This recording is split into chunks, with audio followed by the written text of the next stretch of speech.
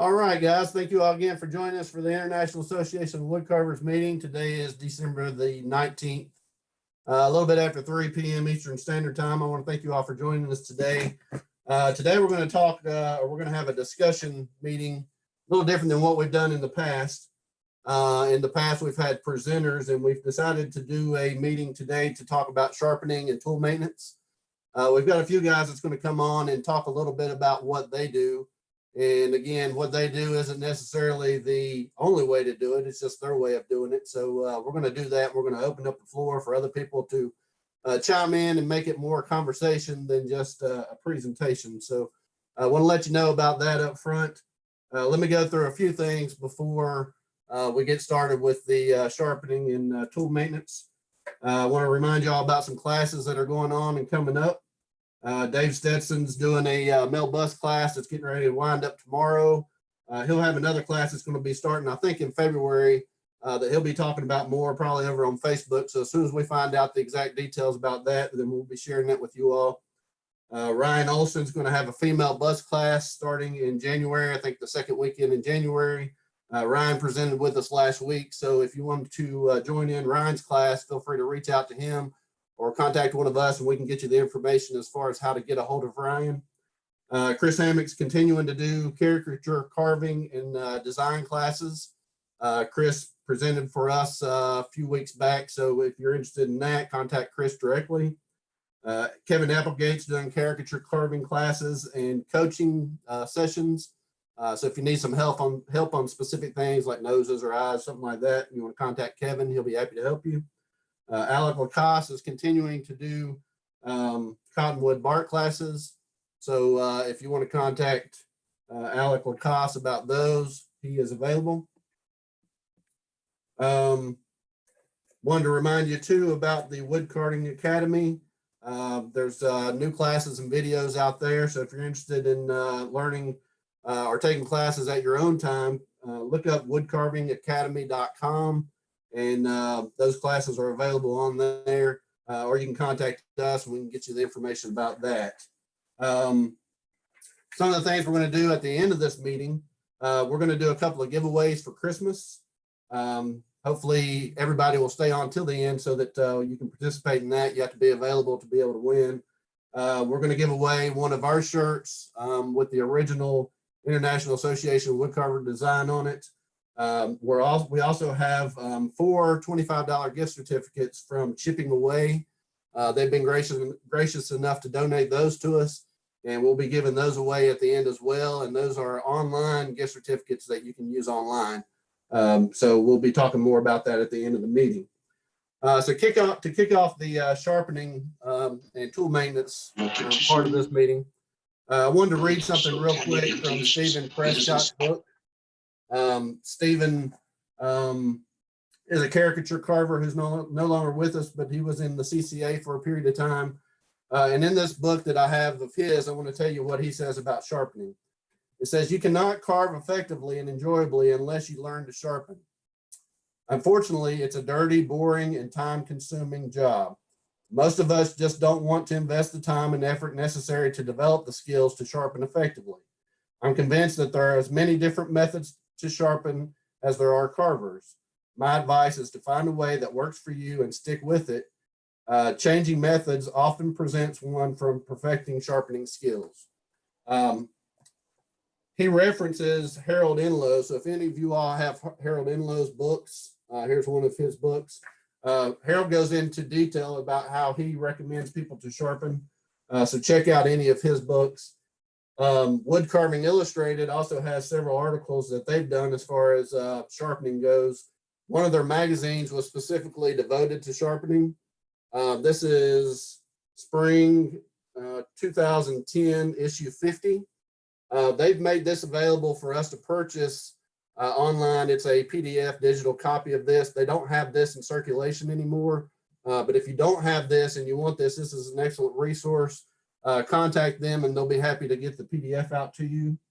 There's also a couple of other magazines that address sharpening. There's one here that is Simple Steps to Sharper Blades, Wood Carving Illustrated. This is issue 55. And then issue 83, which is a little more recent. It's summer 2018.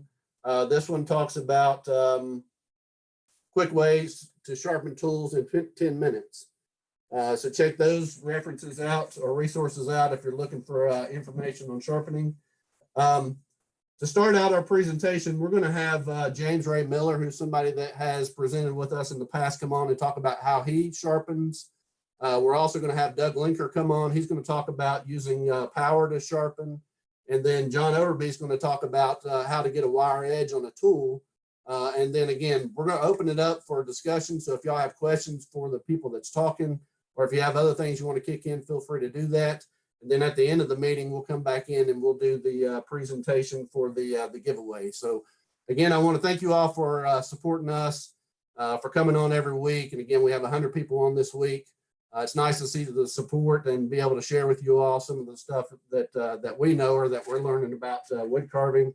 And we feel like sharpening is a hot topic. So we're glad that everybody's joined us. And James, we'll go ahead and turn it over to you and let you talk about your way of sharpening. Sounds good. Thank you, Blake. Can everyone hear me? Can you hear me, Blake?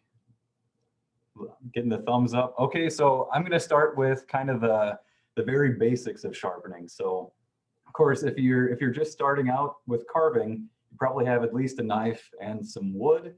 And after you carve for maybe a couple hours, you might start to notice that your knife isn't leaving that nice polished facet on the wood anymore. And that's really a really effective measure of knowing when you needed to start doing some maintenance on your tools. So basically, if you're carving something like basswood, which is probably what most of us are carving anyways, you can always kind of rub your finger over the facets that you're creating with your knife. And generally speaking, your knife should be leaving a very smooth and polished facet. And when that changes, when your knife starts to dull, of course, then that'll start to feel a little fuzzy. So at that point, of course, as many of us know, that's when you would begin to use something like a strop. And I use probably a very common type of strop, which is just essentially an old piece of leather with the rough side of the leather facing up. And I just have this, I have it attached to just a piece of wood, just a piece of pine. You can use whatever material works for the body of the strop itself. Many people use plywood. You want it to be a stable surface. You don't want it to warp or bend, because as you're pressing your knife against this, you want your knife edge to completely contact a flat surface so that you get a nice even strop, basically.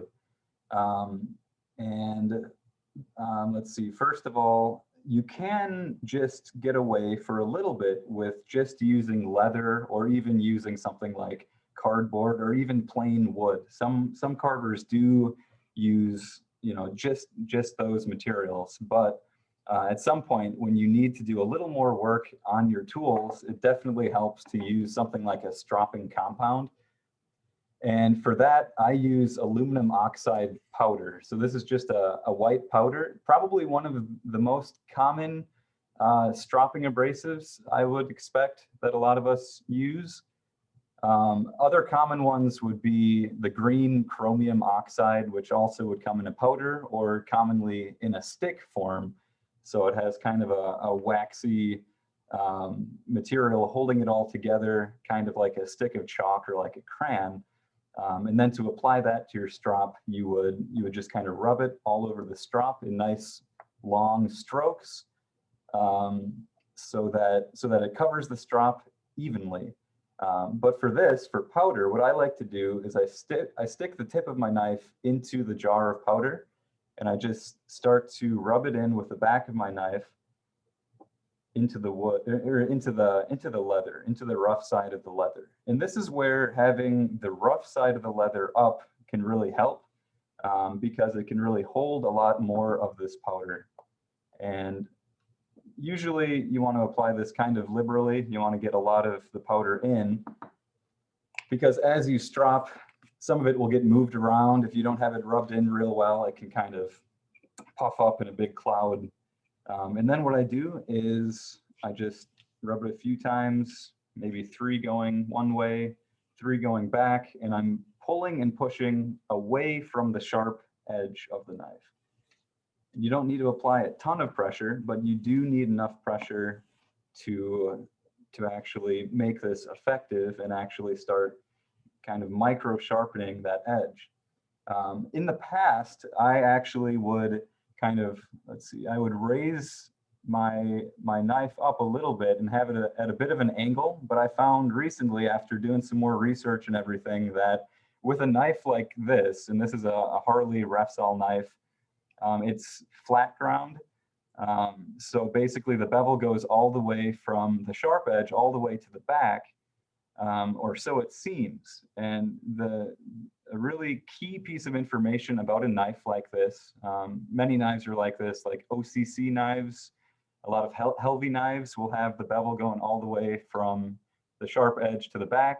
But what you don't necessarily notice or see just by looking at it with the naked eye is that there's a micro bevel. There's a micro bevel at the very edge of the knife, which basically it adds some strength to that cutting edge. So when you're stropping like this, you know, the reason we use leather is so that the knife kind of pushes into the leather a little bit, so that that micro bevel at the very edge of the knife gets sharpened. So right now we're not necessarily trying to remove, you know, microscopic bits of metal from the entire edge. What we're really aiming for here is to remove microscopic bits of metal and polish that very fine micro bevel. So I tend to just go back and forth, you know, usually maybe about 10 or so times, just with a routine stropping.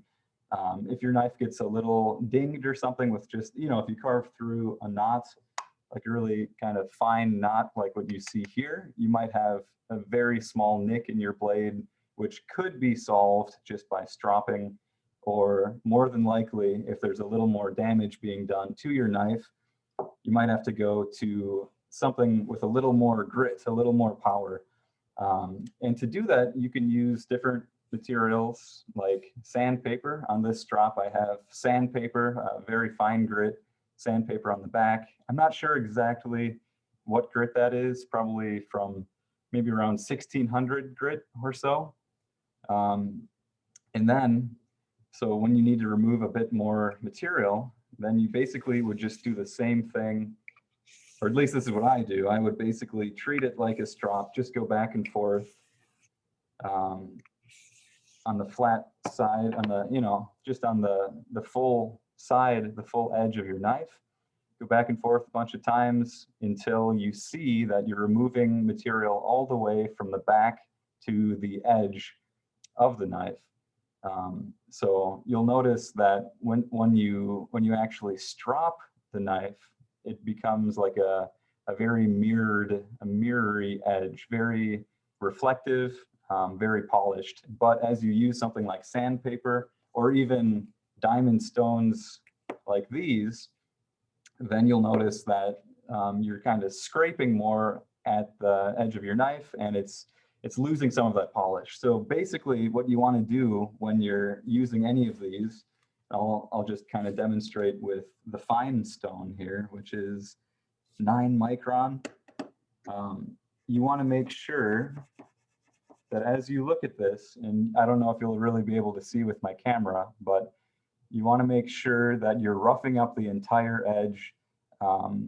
So basically, if it's still polished near the edge, that means the edge is kind of rounded in, and you'll have to keep on sharpening to get this whole edge flat all the way to the end. And usually I can get away with, you know, once I need to correct a ding or something in the edge, usually I can get away with just using a fine diamond hone like this. If I need something more aggressive, then I can move on to higher grit stones like these two. You know, coarse, this one is 45 micron, just to give an example of kind of the scale. So this is my most coarse stone. I don't use this very often. More often I've used the red one for kind of more intense applications. which is actually pretty similar. Let's see, red is 25 micron, just to give an example there. So, and also I guess I should mention that to get a little bit more, a little bit of a better hold on this, sometimes I use a bit of like foam or some kind of little rubber pad, and I place that underneath the stone just to hold it in place as I'm doing this work. So the goal basically is that I don't want to be using these very often. With a quality knife like the Harley knife or Helvey, or pretty much, you know, any knife that we would talk about on the Zoom call, really, you would hope to be able to get away with just stropping. You know, maybe it depends on how often you carve, but I would say that I sharpen with stones maybe twice a year or so. That's my goal, unless, you know, there are exceptions like carving through a knot or something when you really do damage to your blade. So that's kind of my methodology for sharpening. I don't get real aggressive. I don't have any power wheels or anything like that. So I keep it simple, but keeping it simple means that if you do a lot of damage to your knife, you might be kind of, you know, you might be at the stone for quite a while. I've definitely spent some time, you know, after doing some damage to my knife, and it can be time consuming. And that's where more aggressive methods like using a power wheel might be advantageous. So yeah, that's what I have. So if there are any questions at this time, you can feel free to ask, or anything you'd like to correct that I'm doing wrong or anything. Hey, James, we got a question in the chat. Somebody's wanting to know about your strop if you clean it. If so, how do you do that to keep the compound from building up on it? Sure. So I found that with powder, I've never personally cleaned a strop because I've only used powder. I have heard that if you're using a solid compound, that you can start to get buildup. And the difference, you know, the huge difference between powder and the solid compound is that powder is just the pure abrasive with nothing added in. There's no wax or anything that builds up, you know. And with the solid compound, there is that binder. It keeps all the powder together in that nice form so that there isn't a cloud of it as you're sharpening, but it also means that there will eventually be a buildup. So I haven't had to clean a strop, but if you use a solid compound, then, you know, if it starts to get uneven, which is more often than not potentially due to, you know, if you're just applying short strokes of that solid compound, you could start to get an uneven surface. And then at that point, what you would do is you would take kind of an old knife or a butter knife or something, hold it at 90 degrees, and just scrape away at your strop until you scrape most of that compound off. And then you just reapply it, you know, in long, even strokes to cover that strop again with compound. James, it's Daniel here. Whereabouts did you get your powder? So this powder, powder just like this can be purchased from, I think, just about any carving tool supplier, but I actually got this from my main carving mentor.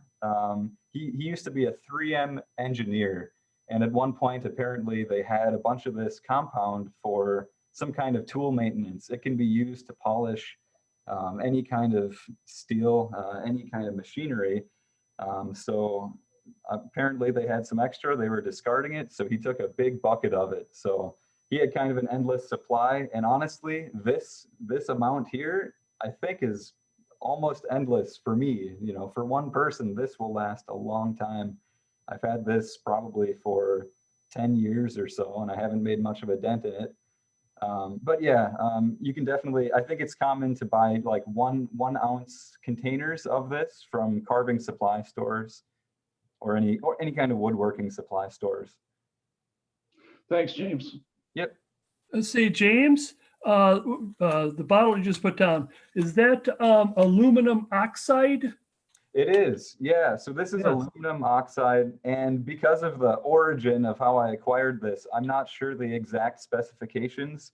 I've read recently that for aluminum oxide, ideally, you would be getting a grit equivalent to about 0.5 microns. I think that's about ideal for aluminum oxide. I have heard of some people using a little smaller particle size, like 0.3 microns. I don't think you'd want to go much above 0.5 microns with aluminum oxide because it is so strong.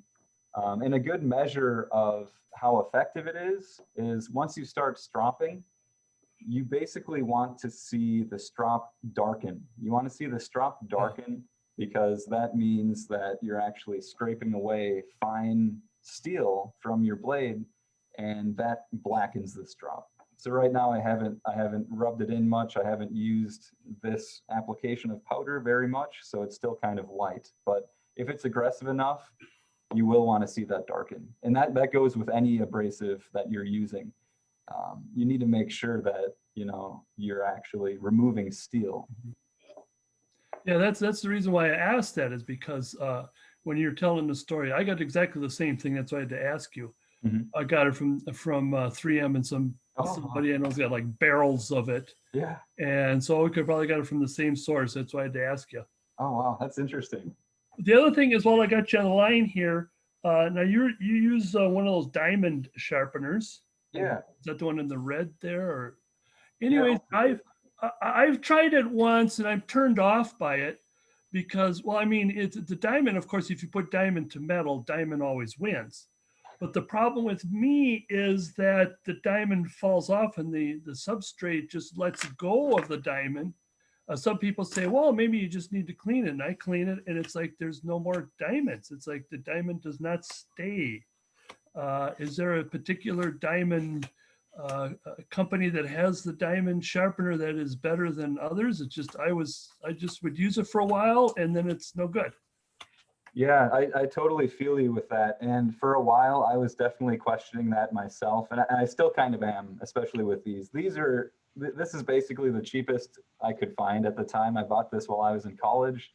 And for a while, it did seem like it was getting completely dull. And I felt like I was just rubbing metal on metal. And then I did find, like the advice you had gotten, that I cleaned it. So I just kind of rinsed it in water and just kind of dabbed the water off. I found that helped a little bit, but I still think it's more dull than I originally got it as. So I don't have a specific brand recommendation, but I would expect that the more expensive diamond stones you buy, you know, unfortunately, the better the quality. I always wish I can get away with the cheapest I can find, but sometimes that isn't the case. And maybe another disadvantage of these tiny card stones like this is their size. They're just so small that, you know, you can kind of just go like this. Whereas if you're using a long strip of sandpaper, then you can, you know, you get long strokes. So it's possible that you could sharpen a bit faster with the sandpaper with a long strip, or of course a bigger diamond stone. But then again, of course the sandpaper will dull faster, theoretically, than a diamond stone. Yeah. So Yeah, you can always put the sandpaper back on. exactly. Yeah. Sandpaper. But yeah, it's just too bad about the diamond. I mean, that would really, I mean, diamond on metal, that'll definitely take metal off, but as long as the diamond stays put, that's the problem. Right, exactly. Yeah. And Okay. Russ, John Overby is going to be talking a little bit more about that and actually show you how to get a wire edge on one of those. So he'll be talking about that here in a few minutes. Well, that's good. Okay. Yeah. All right. So at this time, we'll go ahead and turn it over to Doug Linker. Doug's going to talk a little bit about using a leather belt on a power wheel and maybe a buffing wheel, on how to buff tools and keep them sharp that way. So we'll go ahead and turn it over to Doug Linker.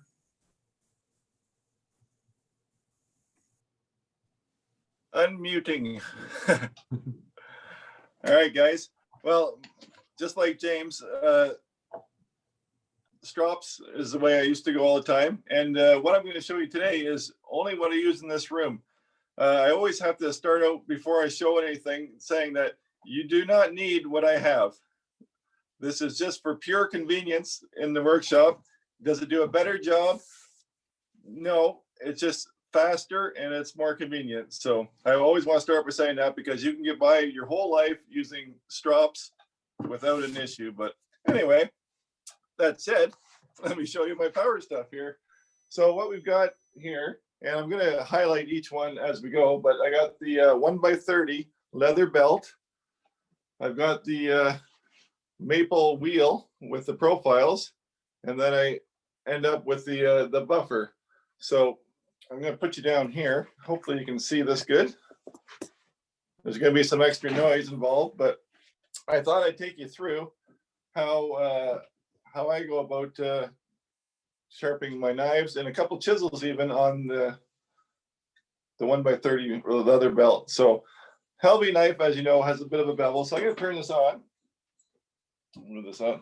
I usually have this all fastened down, but with this on, I've got a little solid plate on the back here. So with the Helvy, I just put that knife on there. I just go back and forth, turn the other way, holding it on that bevel. Just a slight convex on that. And for all intents and purposes, that knife is razor sharp right now. The same idea with the OCC tool. I don't know if that's too noisy, if you can hear me or not, but the OCC tool is flat ground. So all I'm going to do with that is I'm just going to go flat against there, back and forth, flip it over, back and forth.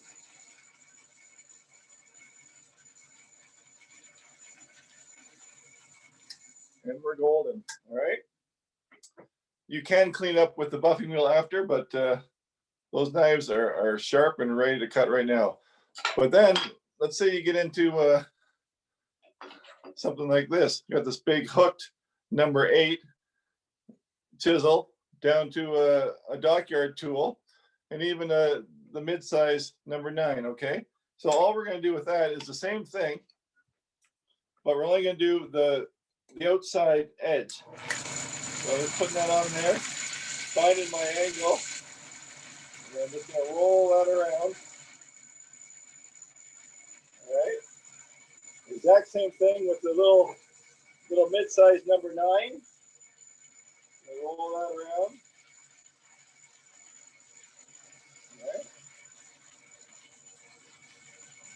And right down with the dockyard, I guess that's 5 millimeter. Same thing, just finding that edge. Just gonna roll that around. All right. So that's about it. I stop with those on the belt. I'm gonna set this down for a second.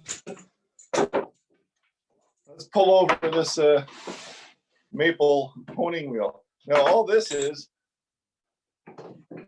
basically it's the flex cut strop on steroids, right? So when I have what's this again? My number 9. I'll just turn that off. So we've already done the outside bevel. So now I'm just gonna put that on there, making sure there's no space. And I'm just gonna go back and forth like that. All right.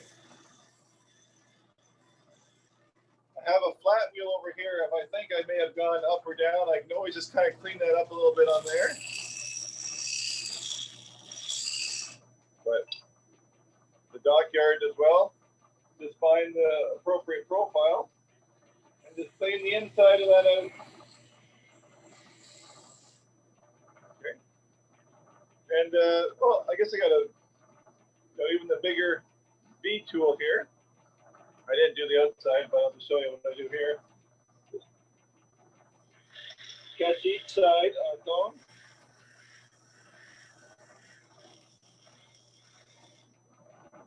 I can do that here.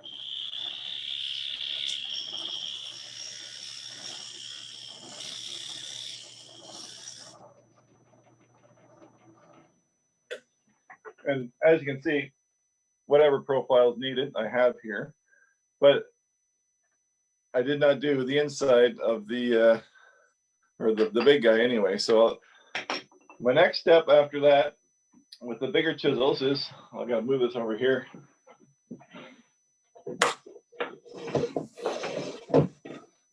Normally I have these all fastened down to the table here, so I'll just move them around. But all of these here, I've got, these are just these aren't solid felt, they're still the layered wheels, but I put the stropping compound on one side and I clean it up on the other side. So now with the big boy or any chisel I don't have the profile for, I'll just take that and do the inside just to remove the extra that we pushed over with the strop. And I can turn it this way even just to clean it up. And if I want to get carried away, I go over the clean side.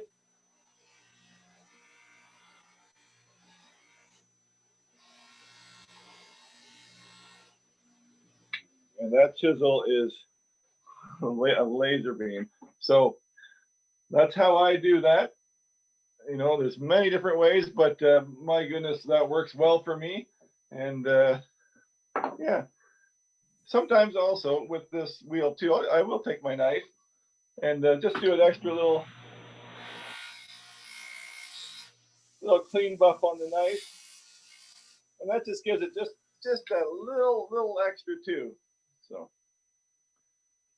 I'm open for questions because I kind of raced through that.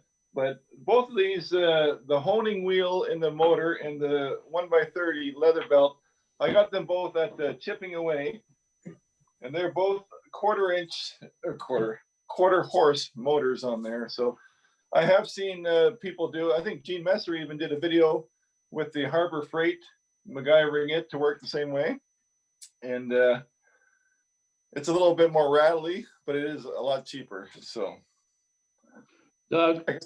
Yep. Yeah, it's Daniel. Doug, are you using any compounds on the leather or the maple, guys? You are, yes. Sorry, I forgot that stuff. So I got just the green compound. I'll just put that on just before. I don't do it every single time, but that's how I put the leather or the compound on. And the same on the one buffing wheel. I keep it on the one side, but I always want to keep a clean side on the buffer, and the same as the contoured, whatever you call it, the contoured wheel. Thanks, Doug. Hey, Doug, can you talk about the benefits of knowing the direction of the wheels as far as how they're turning so it doesn't sling the tool at you? Yes. So first off, you can ask me, how long will this 1x30 leather belt last?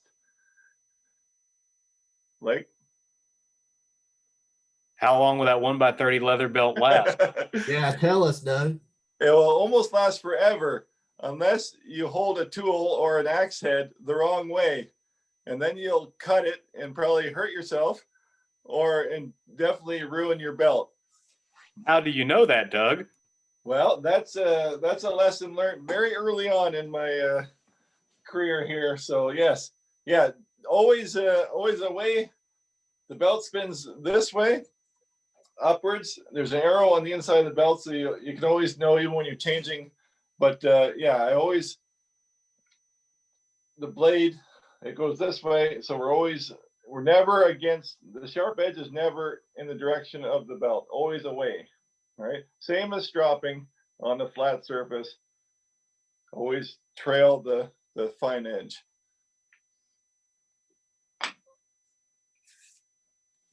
And a question from the chat, you can use the buffing wheels for any size gouges, is that right?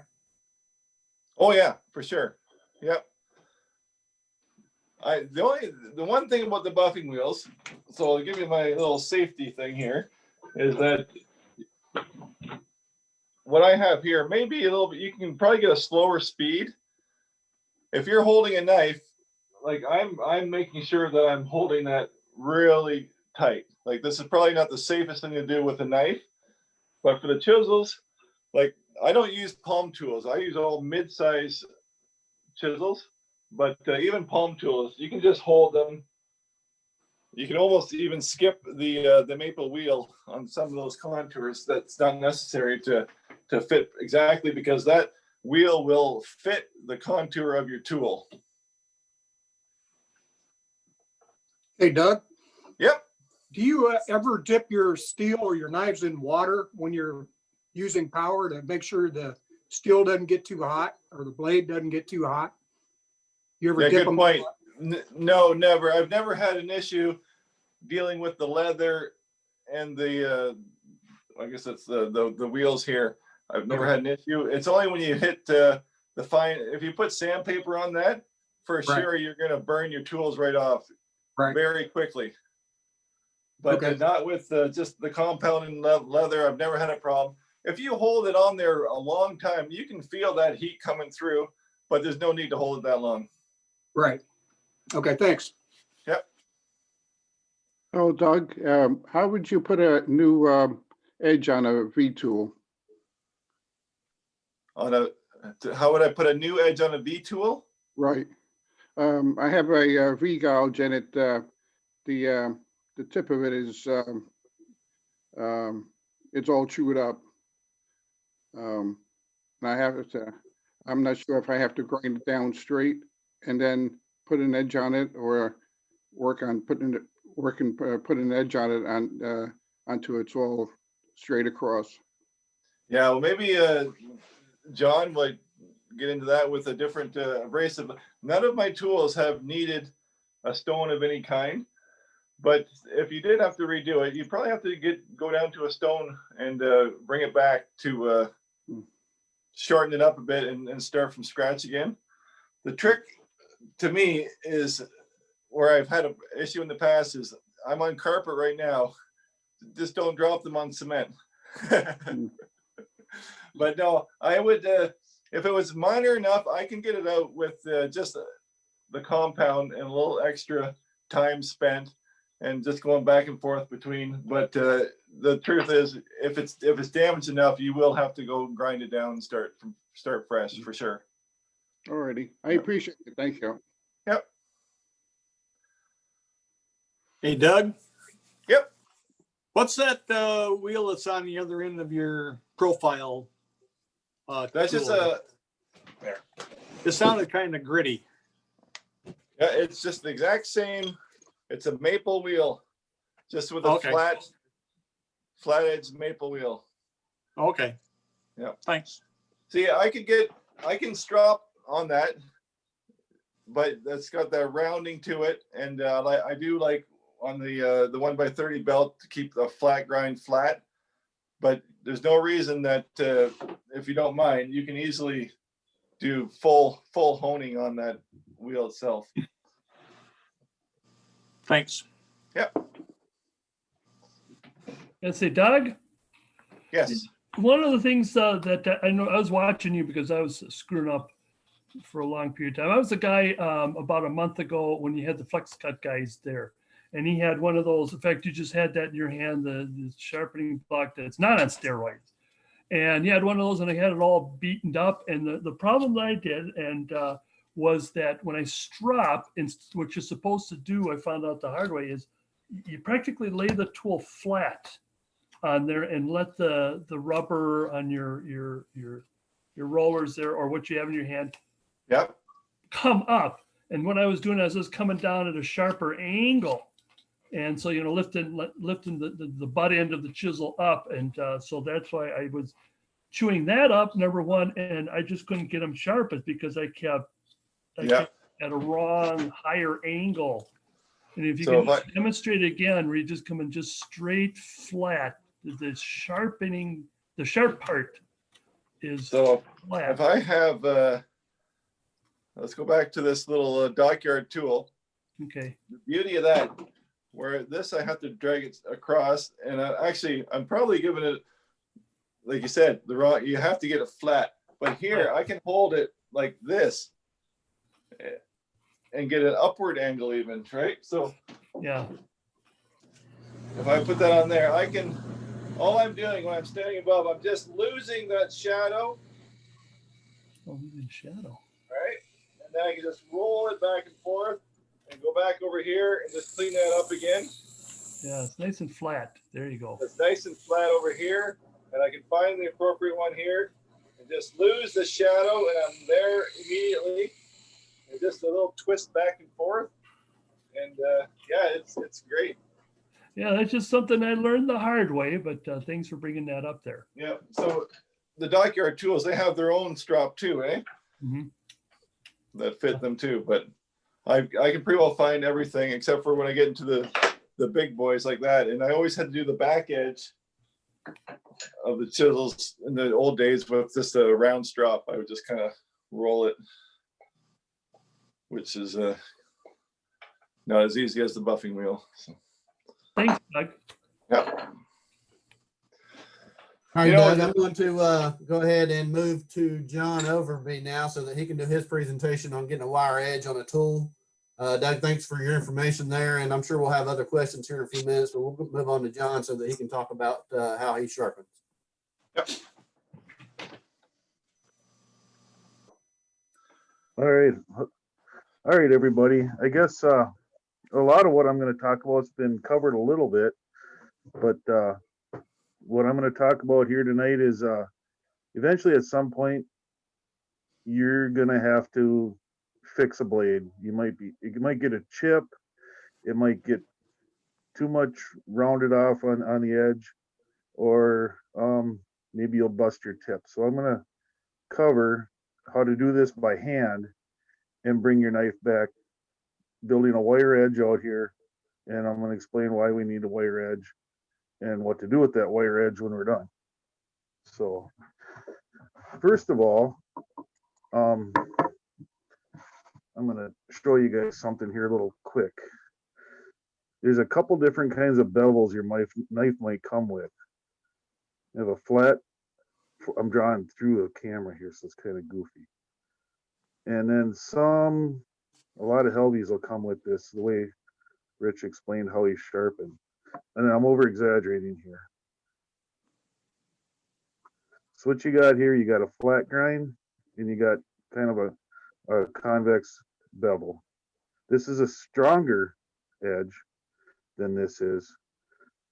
It's going to last longer than this does, but this is going to be your sharper edge. But all of these are going to end up with a micro bevel here, because you can't come dead sharp or it's going to chip out. The same here. Now, if anybody, and I'm guilty of this once in a while, I've got a couple power tools set up in the garage when I don't feel like stropping and I want to bring it back. If you spend too much time on a cotton wheel, you're going to end up with this profile. So let's start on. I'm going to show you my method. My method is generally to give you a flat grind, and I'm going to show you how I do that. Now, I use a diamond stone. The biggest reason I use a diamond stone is because it will always stay flat. Japanese water stones seem to hold up better than your old-fashioned oil stone, but there's a lot of maintenance with a Japanese water stone also, where you have to soak that in water and literally permeate that stone. The beauty to a diamond stone is they're always going to stay flat, and they're extremely portable and durable and tough. Somebody asked earlier about they thought it was breaking down. They do have a little break-in period to them, but they'll also load up with compound. There is no stone made that does not need some kind of a liquid medium on it. Your oil stone, of course, needs oil. Water stone is going to need water, and a diamond stone needs less. But when I use I'll just dab a little bit of water on here. And what that's going to do is that's going to suspend them particles. You can see them floating up out of there now from not being completely dry. So you got a little bit of water, got a little bit of stone or honor stone.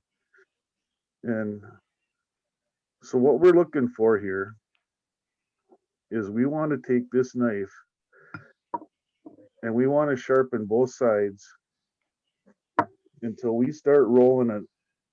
If your edge comes like this, we want to get it so that it's rolling a burr evenly down one side. And if we go to sharpen the other side, it pushes that burr and rolls it that way. When we get to the point where that edge from one end to the other is rolling that burr, then we need to go to the strop.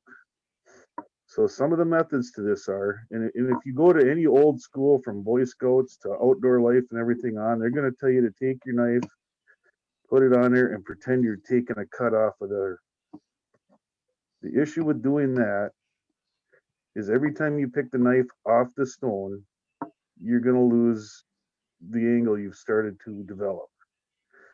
So what I like to do is I'll usually put my finger on here. I'm going to find my bevel, and I like to go in a circle. Now it doesn't have to be a circle. Doesn't have to be. I've got this. Normally my stone's back close to me off the edge of the desk so I can get my hand down, but I've got it set up here so you guys can see. But by doing what I'm doing here, I'm not lifting that up every time. So I'm maintaining that straight or that same angle. Work one side, work the other.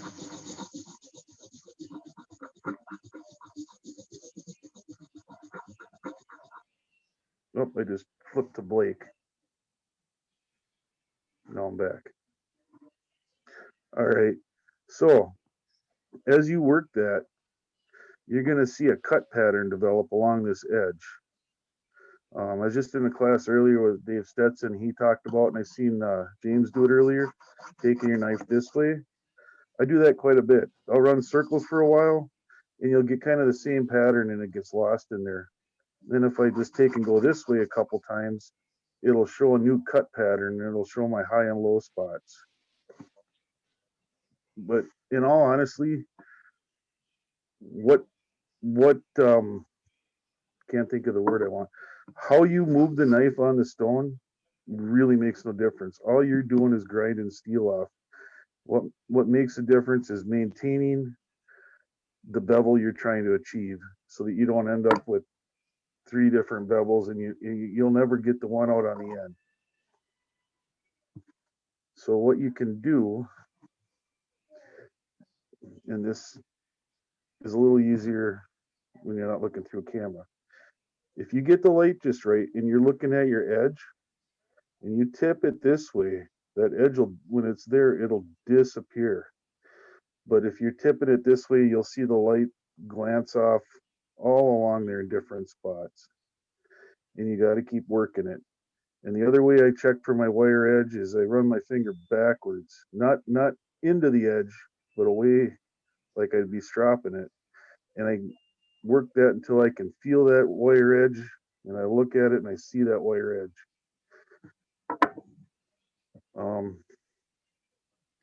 But like I said, the biggest thing is keeping it flat. Keeping it flat, and however you want to do it. You can go like this, you can do circles, up and down straight. But if you try to do this, every time you set it back down, you have to find that edge.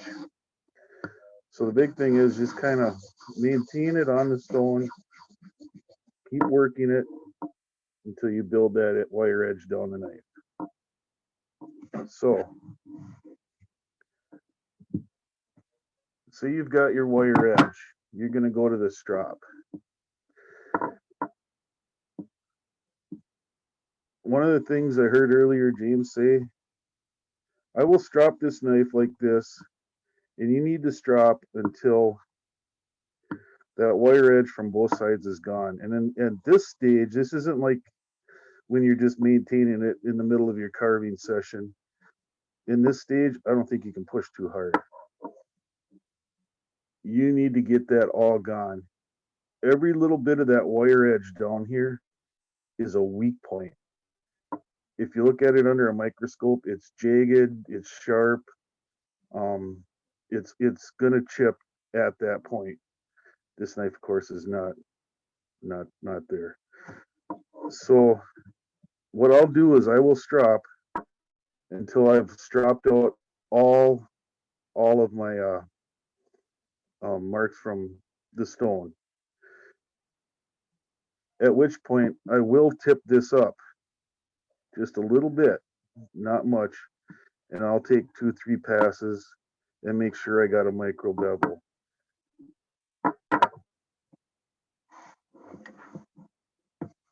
Because we're not talking, if this comes to a dead sharp point, that's weak. And it doesn't, I mean, this, we're talking 3/4 thousandths is all that, you know, needs to be rounded off. But if you look at that cutting edge from start to finish, any of that burr that is there from rolling that edge, that has to go. If you don't get rid of that, you're gonna chip out your knife. And one of the other things, I see the question quite a bit, and I know a lot of you already know how to do this. This one actually has a chipped. Let's see if we can get it there. The tip is gone on this. This can be brought back on your stone. You're going to take the material off the spine of the blade, not off the cutting edge. Oh, while I bring that up, one thing I should say, if you go to sharpen this like we originally were doing here, you want to work the whole blade. Say your chip's up here and I just want to take the chip out up here. You're going to end up with a knife that's the cutting edge is rounded. But by working the whole edge, you're going to keep it straight. You need a micro. I say yes. The Helvies, I mean, I've got a signature series through Rich. I have plenty of Helvies, and you can get them to the point where they're too sharp, and you don't want that weak edge. A lot of that's going to depend on what kind of carver you are. Some people really get in there and make big piles of wood chips, you know. Other people, small cuts, you know, not real heavy carver. So I tend to be a heavy carver. I'm not shy with it. And so I usually once or twice a year, I'll have my knife back on the stone. I found that if I strop by hand, I can make my ledge last longer. If I'm lazy and go power buff it on a wheel's going to round this off more. Something flat like the Tom's knife massager or the belt sander that Doug showed, that's going to make it last longer because it's going to you can keep it flatter, so you're not rounding as much off as you would on a wheel. You guys have to excuse me. I've never really done this, so I'm I don't know if I'm rushing or what, nervous. Put a little bit more water on our stone here. So anyway, back to the broken tip. We don't want to take the material off the cutting edge. We're going to take the material off the spine of the knife. And this is going to be awkward for my angle here to do. But all you need to do is, I kind of roll back and forth. But you're going to work that material off from the back side until the chip is gone.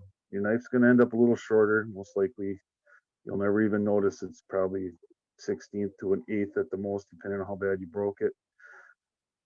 But you won't compromise that edge. If you want to take it to power is fine. If you use the coarsest thing you can get your hands on. Another thing that works good for this is like 80 grit emery cloth. I'll use emery cloth, take it to work and do it there. If you use a grinding wheel, but hit it quick, stick it in water. Don't let it get blue. Don't hold it. Don't mess around. Get in there, get out. Is if you're going to use power. Doing it by hand like this, you'll never work up enough heat to.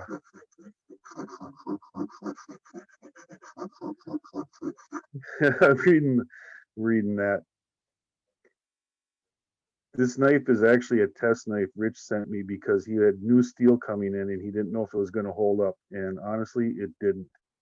3 cuts and I had the biggest chip in this blade you could imagine. And he had to send it back and work on the heat treat process. That's a whole different story. So this one's, we're not out nothing bad here. This stone is a 600. I also have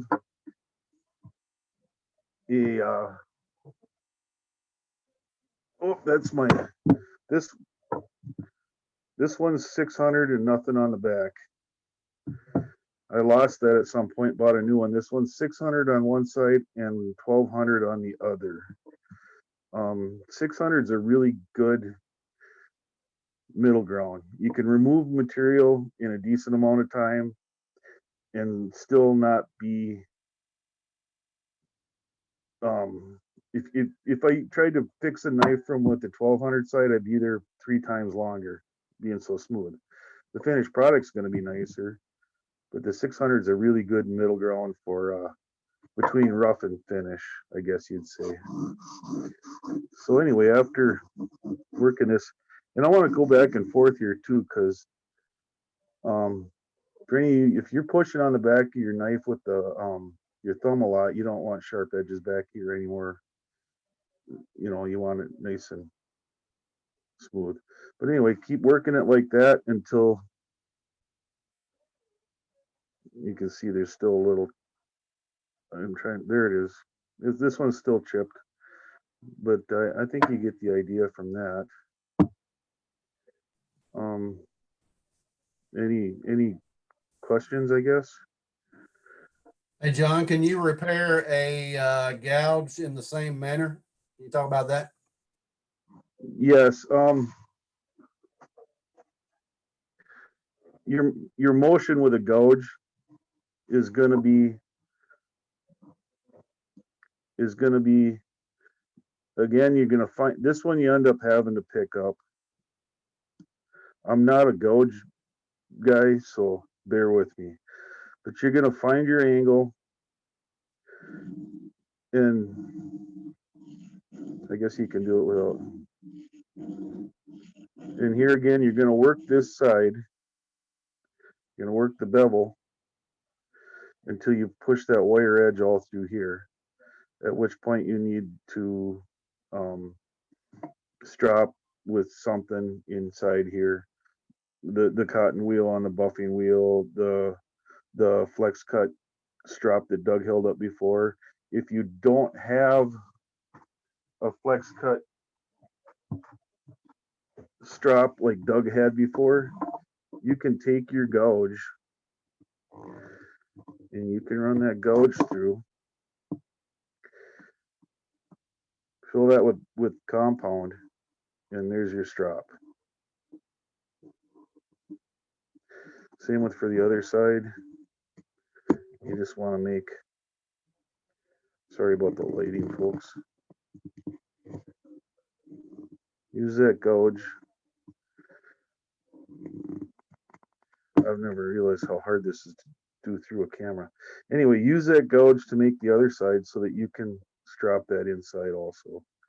Or you can set it up on a dowel somehow.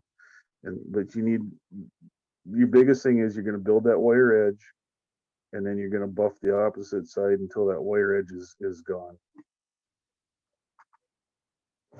You know, I bring up the wire edge a lot. The key to that is that's telling you that you're as far as it's ever going to go. You're to the point where from one edge to the other, whether it's a gouge, whether it's a knife, that's as sharp as it can get. Now you got to fine tune that so that it lasts.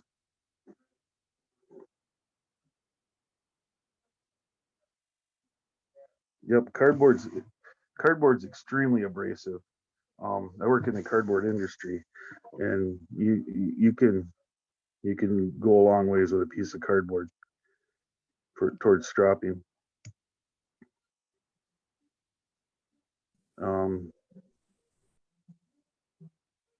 Anything else? I don't. Any other questions for John at this point?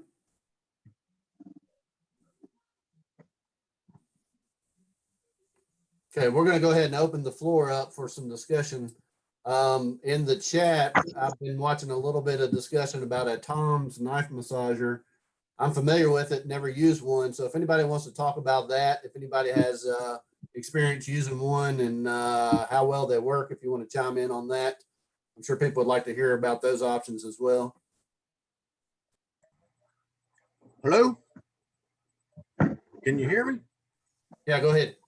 Hey, this is Matt. It says Klein up there. I don't know how to operate this thing, but I do have the Tom's knife massager, and it works great. It runs slow, so it's very hard to bevel the edge.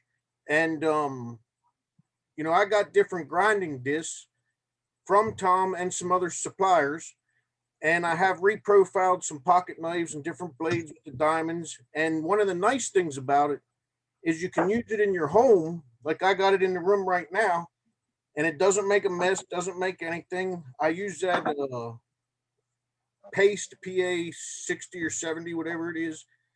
And, you know, I really like it. It works for gouges.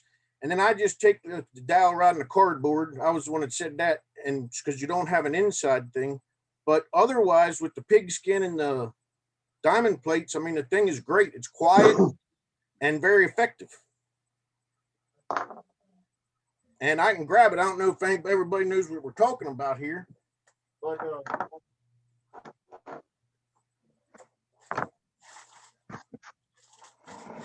that thing that Tom's started out as a foot massager that he modified.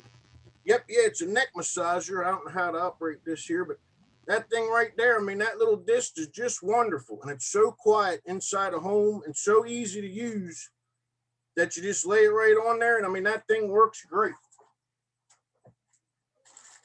And it doesn't make a mess. Can you buy them directly from Tom? Where do you get this? Yeah, you get it. I think he has a website, and you can get it on eBay. You can get them on eBay, and then he also has a website where you don't pay the percentage on eBay. So I would have to add a link, or I can add it to your website, or where you can get it directly. I just don't know that off the top of my head. If you just send me a message with that, and we'll put it on the website. All right, And yeah, he also has a unit with 2 spools on it that you can put a diamond on as well as the leather. Well, mine does have, you pull the leather off, you can put both on there. Here, I'll show you quick. This is the leather. Where's the camera? This is the leather. And then underneath there's the diamond. So I didn't get the 2 because it also has for your gouges and such. Let me show you this quick. For your gouges and such, you can get a guide.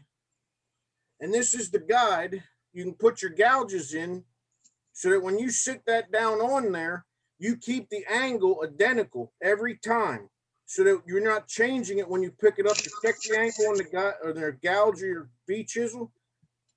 The angle is identical when you sit it back down. So this little thing here, I'm trying to show you, is very nice just to keep the angle exactly the same every time. And they're saying that you can get that from the Spokane Carvers Association. So if you want to Google that, yep, that'll be a good place to find those. Thanks for that. You're welcome. I'll figure out how to turn this off. Blake, I was wondering if I could just put a question to the floor. Sure. I was noticing that like a lot of some knives come with a really great shine to the entire blade. And they're very sharp and they slip through the wood. Do you feel that that's important, that the whole blade has got a really good shine to it?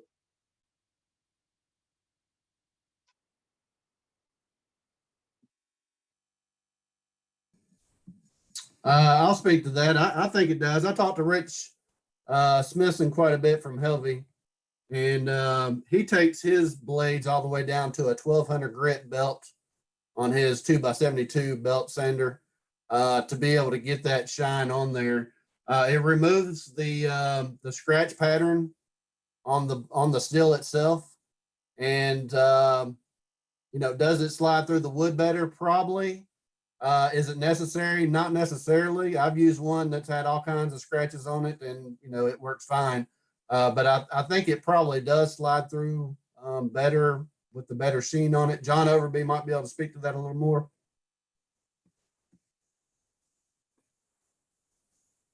Sorry, John, I caught you off guard. Here it is. Yeah, I believe having that full polish top to bottom is important. Every one of them scratches is a micro fracture point, if you could look at it that way. Not saying it's gonna break there, but that is a weak point in that steel. And it's gonna slide through the wood better. And the end result is you're gonna have a cleaner carving, a cleaner cut. It's just overall way better. And like I said, I don't fully do everything by hand. If I got to bring a blade back, it's going to be by hand. But then to get that scratches and stuff out, I might go take it out on a buffing wheel I've got and bring it there. But I do know that I can make an edge last longer hand stropping than I can by power buffing. But that's on a round wheel too. I don't have anything flat yet. I'm not sure what else I can add to that. No, that's great. Thanks, Blake. Thanks, John, and good presentation, John.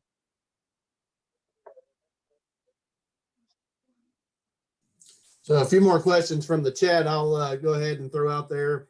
Anybody can chime in that they want to. Someone asked if there's any tips on sharpening a Don Mertz upsweep knife. If anybody wants to address that. And then another question, is there a difference between cotton or the paper buffing wheels? So if anybody wants to chime in and discuss those items. My favorite, Blake, is a felt, and they're real expensive. But there was a guy in Florida that had them, and it is something that will actually, it's like hard felt that they made cowboy hats out of. And it's really something, but you got to be real careful with them because they'll heat your blade right up until you burn them. Thanks for that, Thomas. Yeah, on the paper and the cotton, the paper and cardboard ones I've seen, they're pretty aggressive. You need yeah, you can go pretty quick. When you go to sharpen something like an upsweep, let me switch views here. I don't have one handy, but I do have my pocket knife, and that's basically the same. It's a little less profile. There's going to be, when you're doing something like this, there's a little bit more learning curve because you got your straight part here. As you're going, you have to actually bring that knife up and follow it. And this is where I cut my teeth on sharpening, was northern Wisconsin hunting season. Everybody's got their knife out and everybody's sharpening their knives.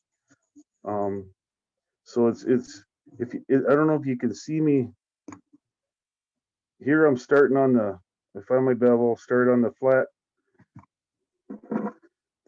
this straighter part of the blade. But as I come to the rounded part, I have to start lifting the knife on the heel back here and follow that. Now here you can go this way too. But if you keep this straight, you can see that the end of the knife actually lifts up from it because of the curve. Sharpening tools is just like wood carving. It's not going to come the first time. It's a matter of practice, trial and error, and finding what works for you. This is really weird going through my camera. Let's see. So as I start getting into that belly, I have to start lifting the heel up to follow that curve. And once you're doing that, you'll be able to take this, and if you tip it in the light just right, you can see where my edge is. So you can see, I can't see, but you guys might. You can see where that I've been sharpening it. So when you're doing that, and be it on a pocket knife, hunting knife, or your carving knife, you'll see where you're at and you'll be able to adjust from there and go from there.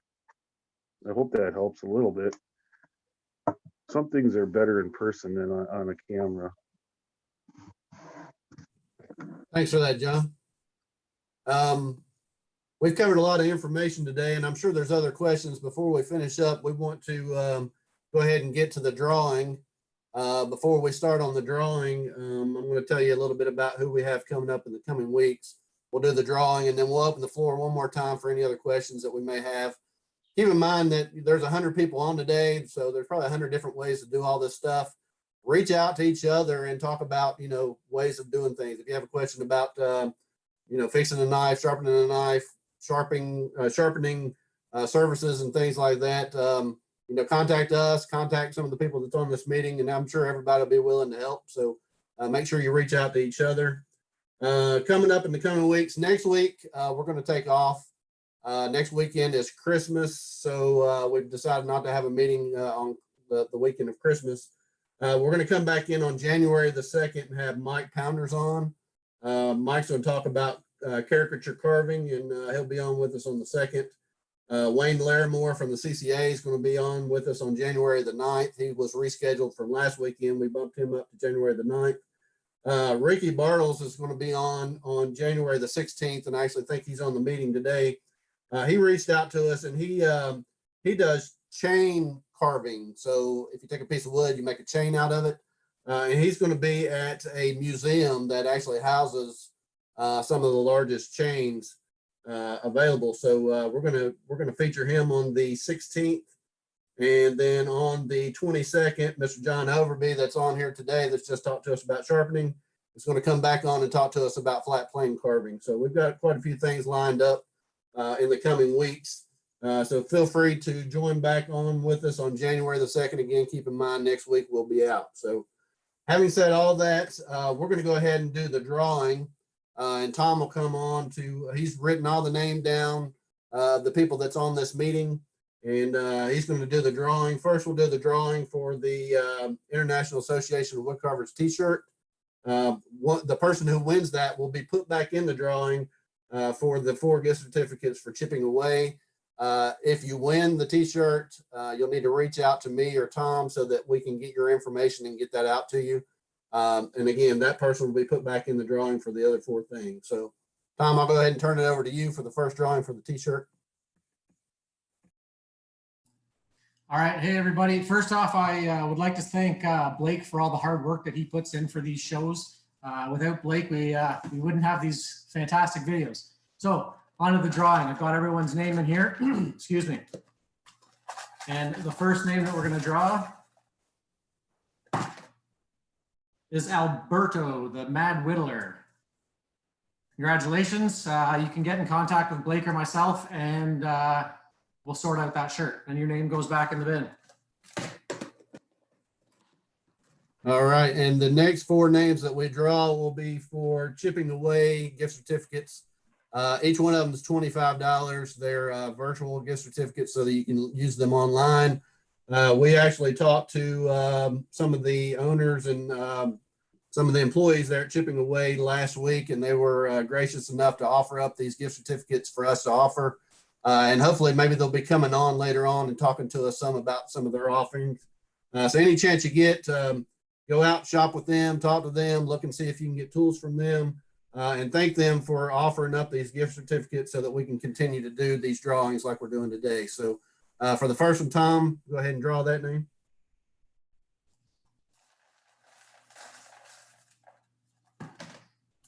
I got Dale, and I don't think it's Dale Kirkpatrick because I have a Dale Kirkpatrick one in here. So it's just Dale. Are there any Dales on with us besides Kirkpatrick? If you are, speak up. Yep, it's Dale Stevens.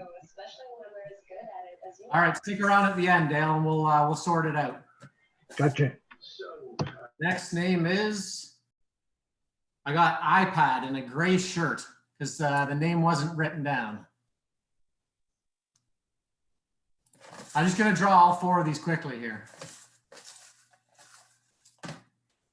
And then I got Tom Ormiston.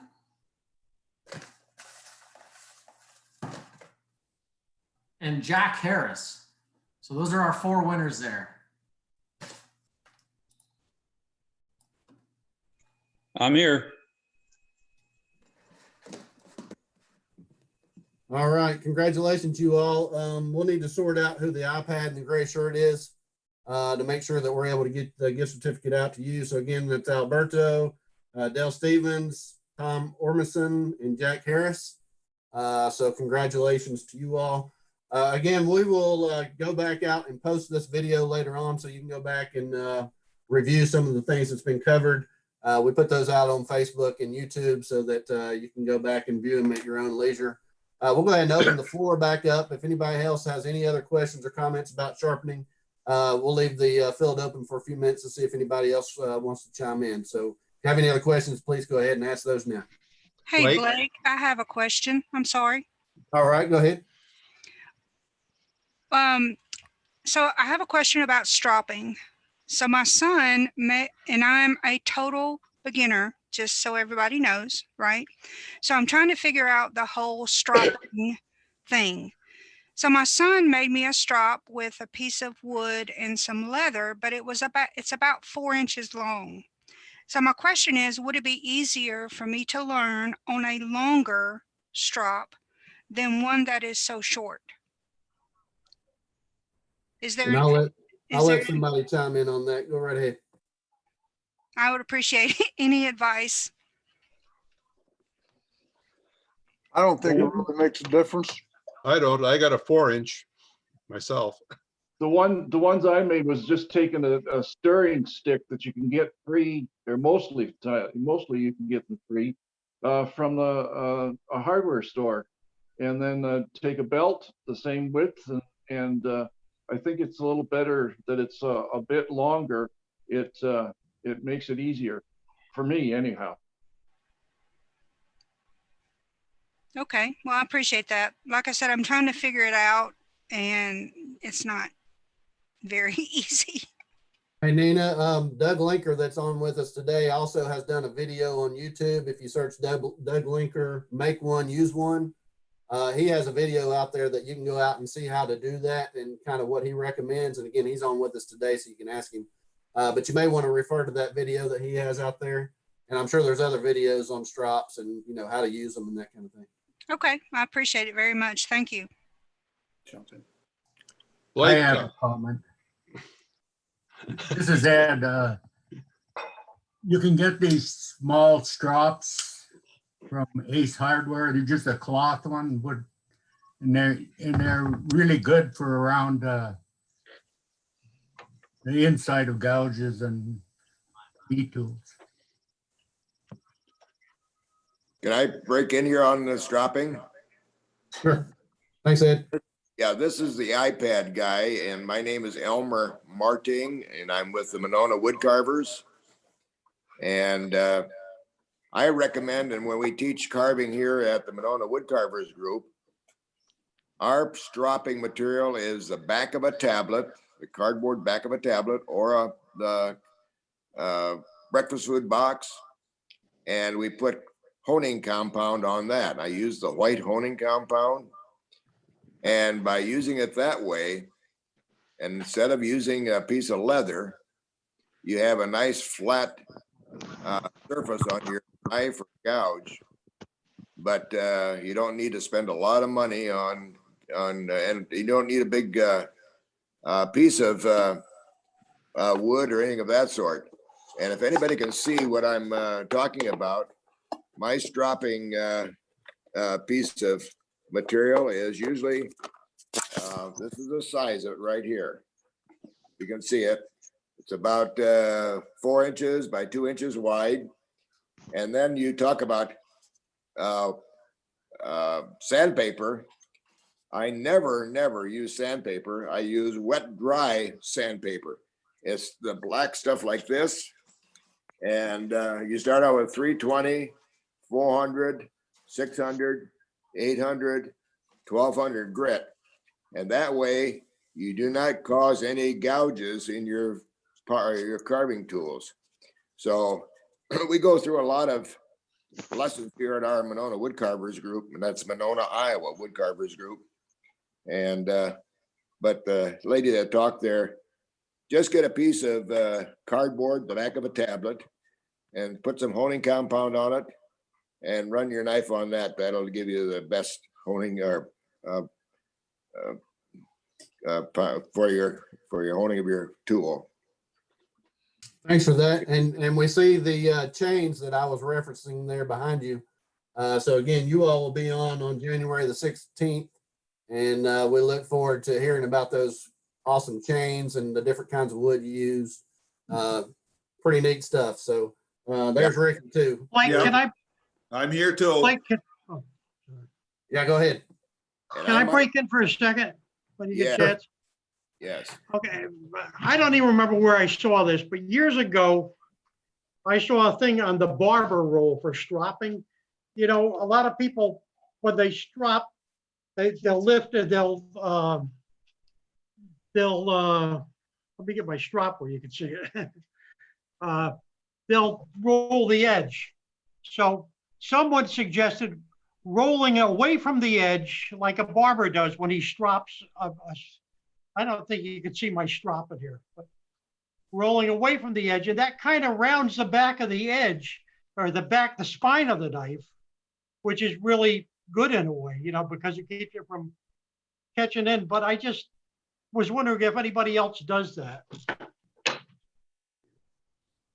Thanks, Roger. And I'll actually speak to that. If any of you all remember Mac Profit that ran Smoky Mountain Woodcarvers down outside of Pigeon Forge, Tennessee, in this magazine here that I spoke of earlier, Mac does this article, and it's maintaining a sharp edge, and that's actually how he teaches stropping. So Mac said to take your strop, push it away from you, and then flip the blade. That's what he was talking about, and run it back. Flip it, run it back. And what you're doing is you're flipping it on the spine of the knife and running it, flipping it on the spine and running it, so that you don't lift it up and you curl that sharp blade. So if you look at that article that Mac wrote, he talks about that in there, and that's the way that he teaches it. Someone also told me, Blake, when you get a new bandsaw blade, if you kind of take a piece of sandpaper or a stone around the spine of the bandsaw blade, it makes it turn corners easier too. Yeah, that's true. Thanks for that, Roger. Okay, Can I go back to that cardboard a minute? Yeah, go ahead. The cardboard with the stropping. When you're doing your V tools and your gouges, if you use that cardboard with the white compound, it's kind of really nice because you can see that you're stropping the whole width of that V tool instead of just like sometimes you don't laying it flat and you're not getting the whole width of it. If it's a 1/4 inch V, you're getting that whole wing. When you're using that white compound on the cardboard, you can see that you're actually getting the whole width. Same thing with the gouges and stuff. I just wanted to add that because the cardboard with the white compound really seems to help me out, that I know I'm getting it flat and I'm getting the whole width of that V tool.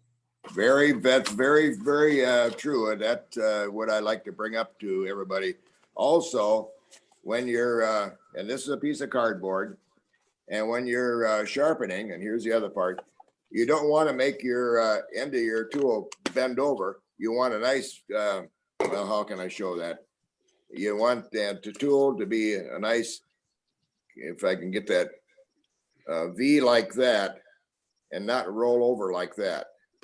I don't know if I can explain that, but you want a nice V in there like that. Now, I do a lot of chip carving. Chip carving is my favorite. And we have all kinds of carvers here in the Monona Woodcarvers group. All of the carvings in the background here, we've got 385 different chains hanging here in this room. This is the wood carving room, and they've all done by one man. And we are going through the Guinness Book of Records. We are the world's largest known display, not a collection, but a display of hand-carved chains. And all the chains are done by one man. And the longest chain is 20 foot, and the smallest is a toothpick.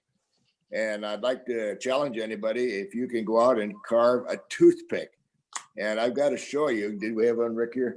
Yeah, it's in the case. Yeah, and a toothpick is a very, very interesting piece of wood to carve. So when you go to Culver's or any place like that, and they got toothpicks or display, just pick up a whole handful. But there's some toothpicks that are really good to carve, and some of them aren't worth a darn. So just another tip to when you go out for dinner.